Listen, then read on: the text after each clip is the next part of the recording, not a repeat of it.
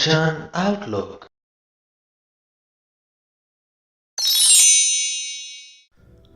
ਸ਼੍ਰੀ ਗੁਰੂ ਗ੍ਰੰਥ ਸਾਹਿਬ ਜੀ ਦੇ 347ਵੇਂ ਅੰਗ ਤੋਂ ਰਾਗ ਆਸਾ ਦੀ ਸ਼ੁਰੂਆਤ ਹੁੰਦੀ ਹੈ। ਪਹਿਲਾ ਹੀ ਸ਼ਬਦ ਗੁਰੂ ਨਾਨਕ ਸਾਹਿਬ ਦੁਆਰਾ ਲਿਖਿਆ ਹੋਇਆ, ਜਿਸ ਦਾ ਪਾਠ ਕੇ ਹਰ ਰੋਜ਼ ਰਹਿ ਰਾਸ ਦੇ ਸਮੇਂ ਕੀਤਾ ਜਾਂਦਾ ਹੈ, ਸੋ ਦਰ।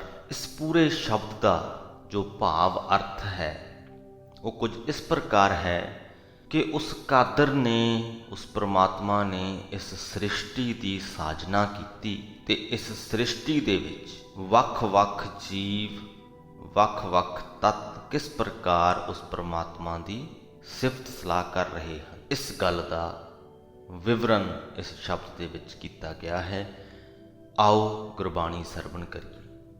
ਇੱਕ ਓੰਕਾਰ ਸਤਿਨਾਮ ਕਰਤਾ ਪੁਰਖ ਨਿਰਭਉ ਨਿਰਵੈਰ ਅਕਾਲ ਮੂਰਤ ਅਜੂਨੀ ਸੈਭੰ ਗੁਰ ਪ੍ਰਸਾਦ। ਗੁਰਬਾਣੀ ਦਾ ਮੂਲ ਮੰਤਰ ਜੋ ਕਿ ਹਰ ਰਾਗ ਦੀ ਸ਼ੁਰੂਆਤ ਦੇ ਵਿੱਚ ਆਉਂਦਾ ਹੈ, ਉਸ ਪ੍ਰਮਾਤਮਾ ਦੀ ਸਿਫਤ ਸਲਾਹ, ਉਸ ਪ੍ਰਮਾਤਮਾ ਦਾ ਵਰਣਨ, ਪਰਿਭਾਸ਼ਾ ਕਿ ਉਹ ਇੱਕ ਹੈ, ਉਹਦੇ ਵਰਗਾ ਹੋਰ ਕੋਈ ਵੀ ਨਹੀਂ ਹੈ, ਜਿਹਦਾ ਨਾਮ ਸਤ ਹੈ, ਯਾਨੀ ਹੋਂਦ ਵਾਲਾ ਹੈ, ਜੋ ਸ੍ਰਿਸ਼ਟੀ ਦਾ ਰਚਨਹਾਰ ਹੈ, ਸਭਨਾਂ ਦੇ ਵਿੱਚ ਵਿਆਪਕ ਹੈ, ਭੈ ਤੋਂ ਰਹਿਤ ਹੈ, ਵੈਰ ਤੋਂ ਰਹਿਤ ਹੈ, ਜਿਸ ਦਾ ਸਰੂਪ ਕਾਲ ਤੋਂ ਪਰੇ ਹੈ, ਜਿਸ ਦਾ ਸਰੀਰ ਨਾਸ ਰਹਿਤ ਹੈ, ਜੋ ਜੂਨਾਂ ਦੇ ਵਿੱਚ ਨਹੀਂ ਆਉਂਦਾ, ਜਿਸ ਦਾ ਪ੍ਰਕਾਸ਼ ਆਪਣੇ ਆਪ ਤੋਂ ਹੋਇਆ ਹੈ ਤੇ ਜੋ ਸਤਿਗੁਰੂ ਦੀ ਕਿਰਪਾ ਦੇ ਨਾਲ ਮਿਲਦਾ ਹੈ। ਗੁਰਬਾਣੀ ਦਾ ਮੂਲ ਮੰਤਰ।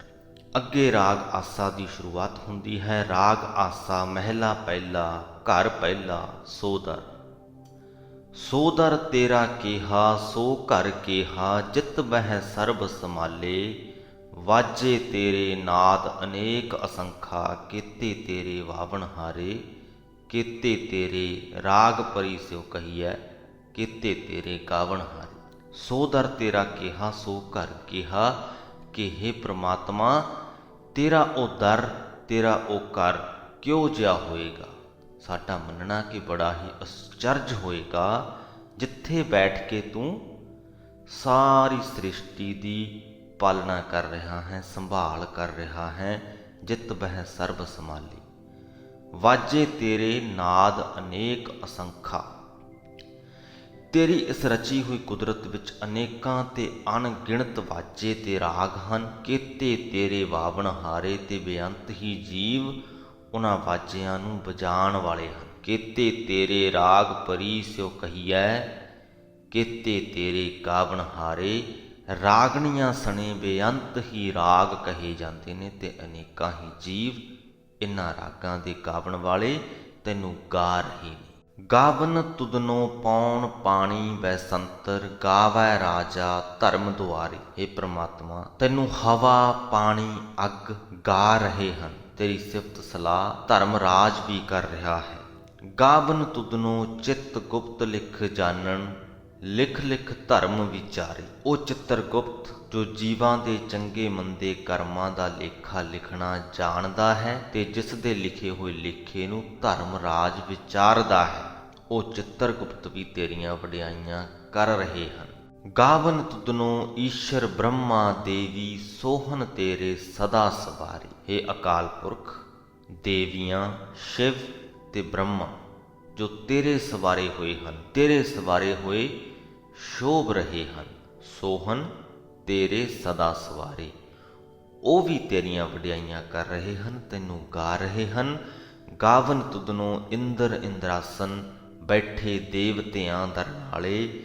ਕਈ ਇੰਦਰ ਆਪਣੇ ਤਖਤ ਉੱਤੇ ਬੈਠੇ ਹੋਏ ਦੇਵਤਿਆਂ ਸਮੇਤ ਤੇਰੇ ਦਰ ਤੇ ਤੈਨੂੰ ਸਲਾਹ ਰਹੇ ਹਨ, ਤੇਰੇ ਦਰ ਨੂੰ ਵੀ ਸਲਾਹ ਰਹੇ ਹਨ, ਤੈਨੂੰ ਵੀ ਸਲਾਹ ਰਹੇ ਹਨ। ਗਾਵਨ ਤੁਧਨੋ ਸਿੱਧ ਸਮਾਧੀ ਅੰਦਰ, ਗਾਵਨ ਤੁਧਨੋ ਸਾਧ ਵਿਚਾਰੇ। ਜੋ ਸਿੱਧ ਪੁਰਸ਼ ਹਨ, ਸਮਾਧੀ ਲਾ ਕੇ ਬੈਠੇ ਹਨ ਆਪਣੀ ਸਮਾਧੀ ਦੇ ਵਿੱਚ, ਉਹ ਵੀ ਤੈਨੂੰ ਗਾ ਰਹੇ ਹਨ। ਜੋ ਸਾਧ ਪੁਰਖ ਹਨ, ਵਿਚਾਰ ਕਰਦੇ ਹਨ, ਆਪਣੇ ਵਿਚਾਰ ਦੇ ਰਾਹੀਂ ਉਹ ਵੀ ਤੈਨੂੰ ਗਾ ਰਹੇ ਹਨ। ਗਾਵਨ ਤੁਧਨੋ ਜਤੀ ਸਤੀ ਸੰਤੋਖੀ, ਗਾਵਨ ਤੁਧਨੋ ਵੀਰ ਕਰਾਰੀ। ਜਤ ਧਾਰੀ ਤੇ ਸਤੀ, ਸਤੀ ਜਾਣੀ ਦਾਨ ਕਰਨ ਵਾਲੇ, ਜੋ ਦਾਨ ਪੁੰਨ ਕਰਨ ਦੇ ਵਿੱਚ ਵਿਸ਼ਵਾਸ ਰੱਖਦੇ ਹਨ। ਸੰਤੋਖੀ, ਸੰਤੋਖ ਵਾਲੇ ਪੁਰਸ਼ ਜਿਨ੍ਹਾਂ ਦੇ ਵਿੱਚ ਸਬਰ ਆ ਗਿਆ ਹੈ, ਉਹ ਸਾਰੇ ਵੀ ਤੈਨੂੰ ਗਾ ਰਹੇ ਹਨ। ਤੇ ਗਾਵਨ ਤੁਧਨੋਂ ਵੀਰ ਕਰਾਰੇ, ਵੀਰ ਕਰਾਰੇ ਤੋਂ ਭਾਵ ਤਕੜੇ ਸੂਰਮੇ, ਉਹ ਵੀ ਤੈਨੂੰ ਗਾ ਰਹੇ ਹਨ। ਗਾਵਨ ਤੁਧਨੋਂ ਪੰਡਤ ਪੜ੍ਹੇ ਰੱਖੀ ਸੁਰ, ਜੁਗ ਜੁਗ ਵੇਦਾਂ ਨਾਲੇ।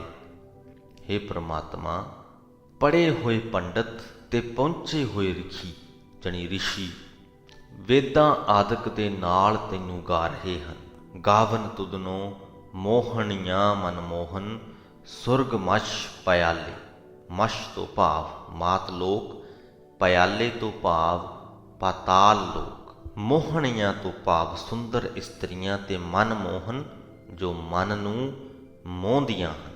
ਸੁੰਦਰ ਇਸਤਰੀਆਂ ਜੋ ਮਨ ਨੂੰ ਮੋਹਦੀਆਂ ਹਨ ਤੈਨੂੰ ਗਾ ਰਹੀਆਂ ਹਨ। ਸੁਰਗ ਲੋਕ, ਮਾਤ ਲੋਕ, ਪਤਾਲ ਲੋਕ, ਇਹ ਸਾਰੇ ਵੀ ਤੈਨੂੰ ਗਾ ਰਹੇ ਹਨ।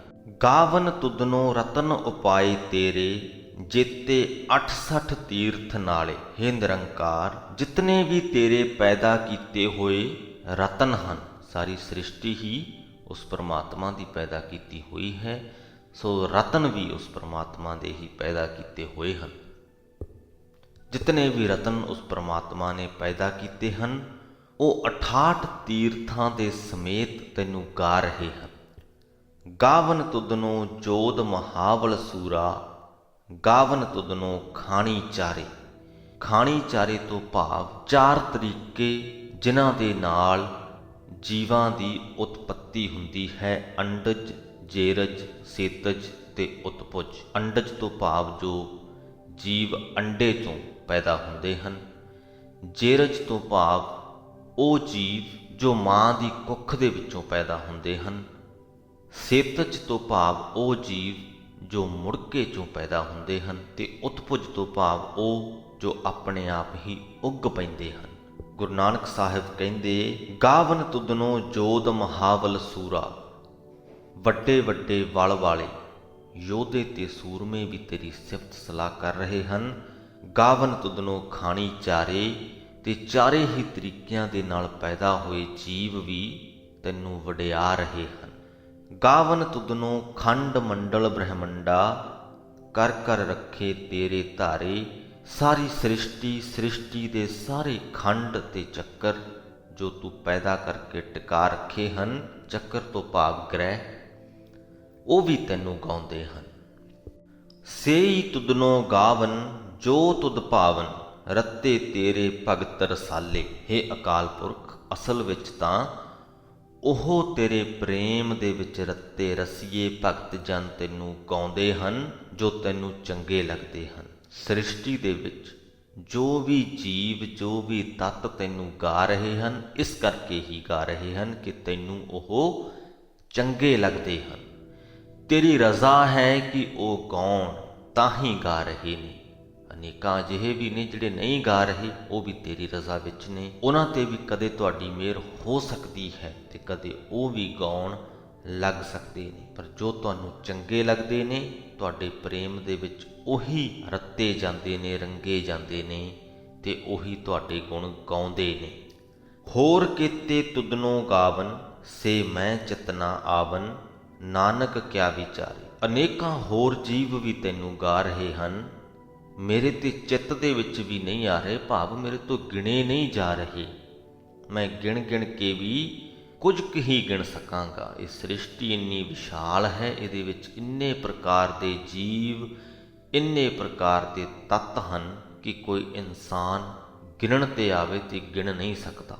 ਤੇ ਗੁਰੂ ਨਾਨਕ ਸਾਹਿਬ ਆਪਣੀ ਉਸ ਸ਼ਮਤਾ ਨੂੰ ਇੱਥੇ ਕਬੂਲ ਕਰਦੇ ਨੇ, ਆਪਣੀ ਕਾਬਲੀਅਤ ਦੀ ਸੀਮਾ ਨੂੰ ਕਬੂਲ ਕਰਦੇ ਨੇ ਤੇ ਕਹਿੰਦੇ ਨੇ ਕਿ ਹੋਰ ਕੀਤੇ ਤੁਧਨੋਂ ਗਾਵਨ, ਸੇ ਮੈਂ ਚਿਤਨਾ ਆਵਨ। ਹੋਰ ਕਿੰਨੇ ਹੀ ਜੀਵ ਤੈਨੂੰ ਗਾ ਰਹੇ ਨੇ, ਮੇਰੇ ਚਿੱਤ ਵਿੱਚ ਨਹੀਂ ਆ ਰਹੇ, ਮੈਥੋਂ ਗਿਣੇ ਨਹੀਂ ਜਾ ਰਹੇ। ਨਾਨਕ ਕਿਆ ਵਿਚਾਰੇ। ਭਲਾ ਨਾਨਕ ਕੀ ਵਿਚਾਰ ਕਰ ਸਕਦਾ ਹੈ। ਸੋਈ ਸੋਈ ਸਦਾ ਸੱਚ ਸਾਹਿਬ, ਸਾਚਾ ਸਾਚੀ ਨਾਈ। ਉਹ ਪ੍ਰਮਾਤਮਾ ਸਦਾ ਹੀ ਅਟਲ ਹੈ, ਸੱਚਾ ਮਾਲਕ ਹੈ। ਉਹਦਾ ਨਾਮ ਵੀ ਸਦਾ ਥਿਰ ਰਹਿਣ ਵਾਲਾ ਹੈ ਤੇ ਸੱਚਾ ਹੈ ਵੀ ਹੋਸੀ ਜਾਏ ਨਾ ਜਾਸੀ, ਰਚਨਾ ਜਿਨ ਰਚਾਈ। ਜਿਸ ਪਰਮਾਤਮਾ ਨੇ ਇਸ ਸ੍ਰਿਸ਼ਟੀ ਨੂੰ ਰਚਿਆ ਹੈ, ਇਹ ਸ੍ਰਿਸ਼ਟੀ ਪੈਦਾ ਕੀਤੀ ਹੈ, ਉਹ ਪਹਿਲਾਂ ਵੀ ਮੌਜੂਦ ਸੀ, ਉਹ ਹੁਣ ਵੀ ਮੌਜੂਦ ਹੈ, ਉਹ ਅੱਗੇ ਵੀ ਮੌਜੂਦ ਰਹੇਗਾ। ਨਾ ਉਹ ਜੰਮਦਾ ਹੈ ਤੇ ਨਾ ਹੀ ਉਹ ਮਰਦਾ ਹੈ। ਰੰਗੀ ਰੰਗੀ ਭਾਂਤੀ ਜਿਨਸੀ, ਮਾਇਆ ਜਿਨ ਉਪਾਈ। ਕਰ ਕਰ ਦੇਖੈ ਕੀਤਾ ਆਪਣਾ, ਜਿਉ ਤਿਸ ਦੀ ਵਡਿਆਈ।